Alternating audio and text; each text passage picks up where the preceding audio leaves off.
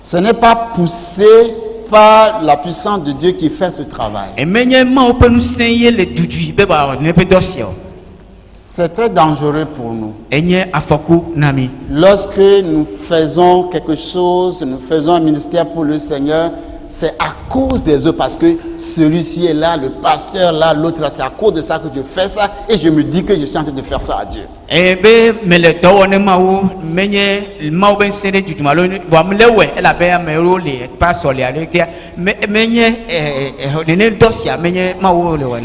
Paul disait des Philippiens que je sois présent ou absent, vous devez bien vivre. Vous devez obéir à Dieu. Ce n'est pas à moi, Paul, que vous devez, c'est pas à cause de moi que vous allez chercher à obéir à Dieu. Donc la présence du pasteur, la présence de frères, de sœurs, importe peu.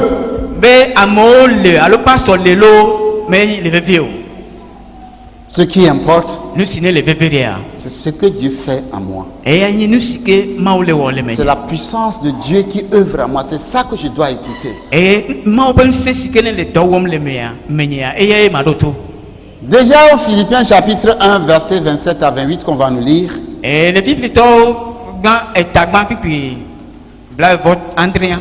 Et verset 28. Lisons Philippiens, le chapitre 1, du verset 27 au verset 28. Seulement conduisez-vous d'une manière digne de l'évangile de Christ, afin que, soit que je vienne vous voir, soit que je reste absent, j'entends dire de vous que vous demeurez fermes dans un même esprit, combattant d'une même âme pour la foi de l'évangile, sans vous laisser aucunement effrayer par les adversaires, ce qui est pour eux une preuve de perdition, mais pour vous de salut. Amen. Filipito taraka kikibla vendre bla vonia globe de commission ba alasi o jena Christo pe nyanyala ene banana me va e me pomida alo ne nyemele mia gboko e ma se mia nkola bana mia no chitre le gbogbo reka me e mia chonu for reka abli nyanyua pa khoselata hakbere mia no umti et mi gadi volena na kama le mia pa adikato umti o signé gbegble fa jesinao ke miaola agbe kokko jesi onyanami eye esiacho maugbo. Amen. Amen. Voici l'instruction que Paul donne aux Philippiens dans le premier chapitre déjà. Mener une vie digne de l'évangile. C'est pour cela que nous sommes sauvés. Nous sommes sauvés pour mener une vie digne de l'évangile qui nous a affranchis. Et c'est cela faire fructifier notre salut. Et Paul dit que vous faites ça parce que vous êtes citoyens du royaume de Dieu. Quand on est sauvé, on devient citoyen des cieux. Pour cela, la vie qu'on doit vivre doit être digne de l'évangile qui nous a assuré le royaume.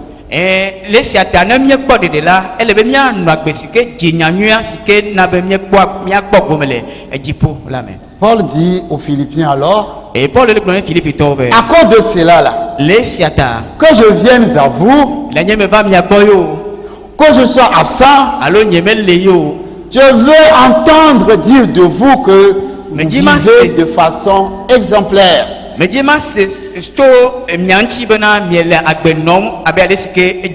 vous tenez bon, unis par un même esprit, luttant ensemble d'un même cœur pour la foi fondée sur la bonne nouvelle. Luttant ensemble d'un même cœur. Luttant ensemble d'un même cœur.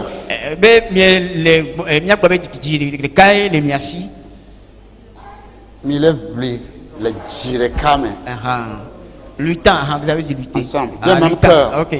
Lutin, les jirekame. Pour la bonne nouvelle. La bonne nouvelle qui vous a sauvés. Paul dit que je sois là ou bien absent.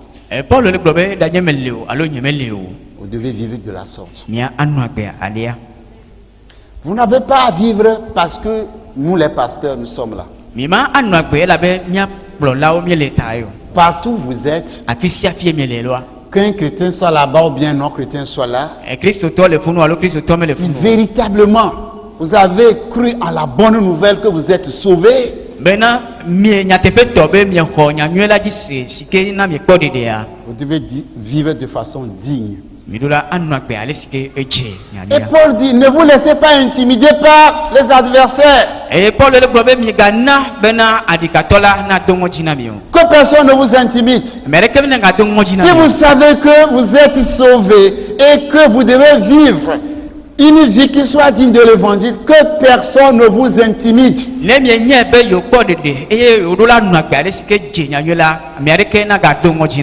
vous vivez pour Christ et quelqu'un vous intimide, sachez que celui-là, il est sur la voie de la perdition. Celui qui est sauvé par l'évangile, quand vous vivez de façon digne à l'évangile, ne peut pas s'opposer à vous. Celui qui s'oppose, sachez que c'est quelqu'un qui ne connaît pas la vérité. Celui qui ne connaît pas la vérité n'est pas affranchi. Jean a dit, vous connaissez la vérité vous affranchira. Donc celui qui ne connaît pas la vérité et que toi tu veux vivre de la façon digne à l'évangile peut s'opposer à toi.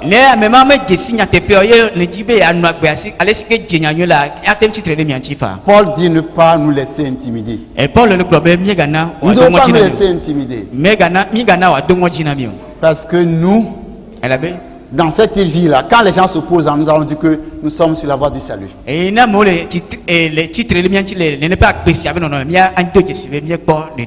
la fin du verset nous dit, cela vient de Dieu. Qu'est-ce qui vient de Dieu? La vie que nous vivons, conformément à l'évangile, la force que nous avons, la puissance que nous avons pour vivre cette vie ne vient pas de nous-mêmes, mais ça vient de Dieu.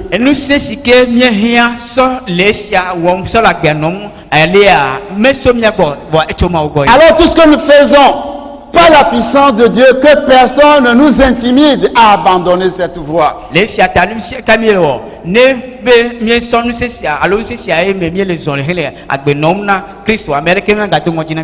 Cette puissance qui nous vient de Dieu, qui nous aide à vivre cette vie, c'est la puissance du Saint-Esprit. C'est la puissance du Saint-Esprit. Vous vous rappelez qu'avant de quitter les apôtres le jour-là sur le mont des Oliviers,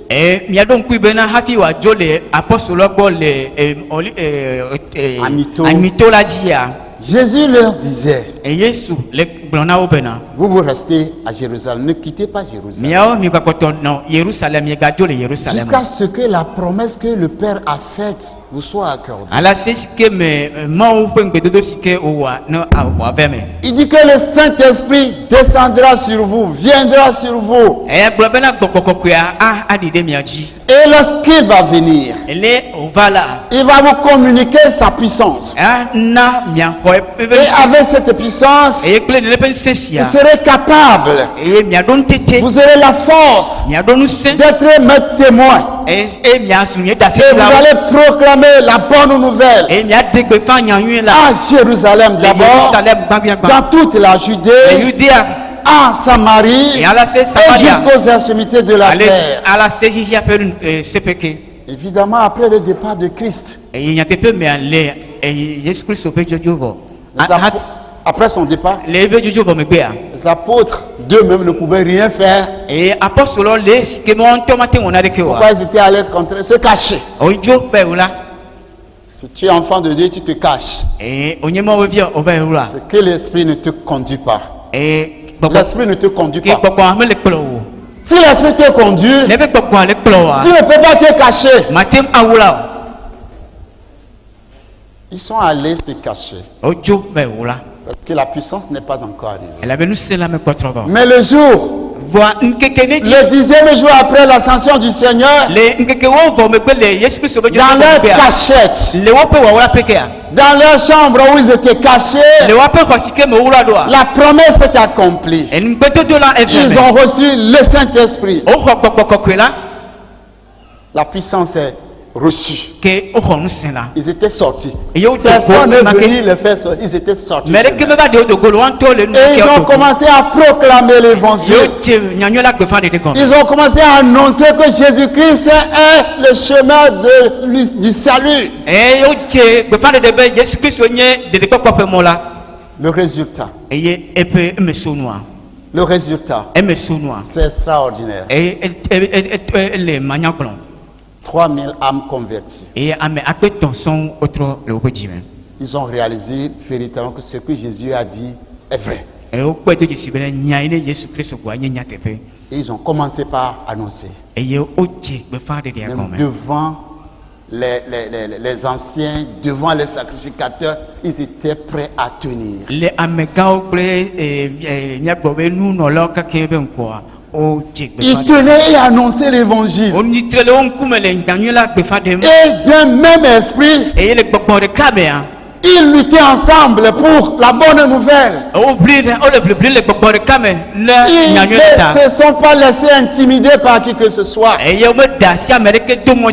tout cela ne venait pas d'eux, ça venait de Dieu par la puissance du Saint-Esprit.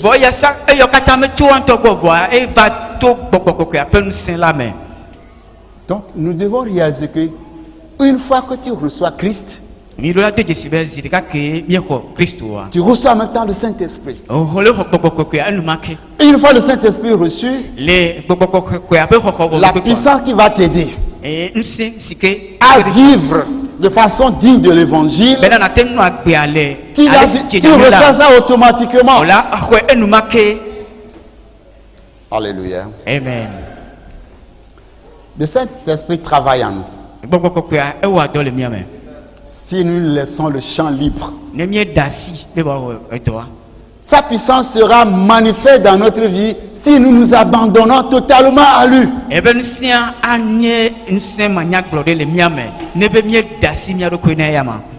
Notre responsabilité, notre objectif en tant qu'enfant de Dieu, c'est de faire fructifier notre salut.